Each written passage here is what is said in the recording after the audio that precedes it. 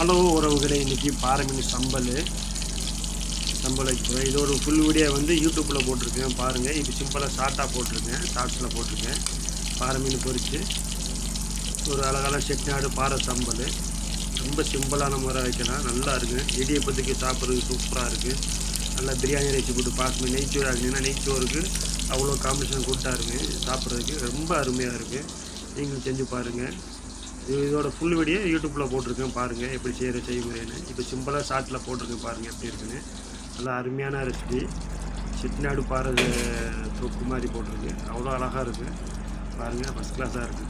சாப்பிட்றதுக்கு ரொம்ப அருமை. இடியப்பத்துக்கு அவ்வளோ அருமையாக இருக்குது. இடியப்பத்துக்கு நெய்ச்சோருக்கு அவ்வளோ ரெசிபி காம்பினேஷன் சூப்பராக இருக்குது. பாருங்கள் எப்படி இருக்குன்னு. ரொம்ப நல்லாயிருக்கு சாப்பிட்றதுக்கு. பிடிச்சா லைக் பண்ணுங்கள், ஷேர் பண்ணுங்கள், சப்ஸ்கிரைப் பண்ணுங்கள்.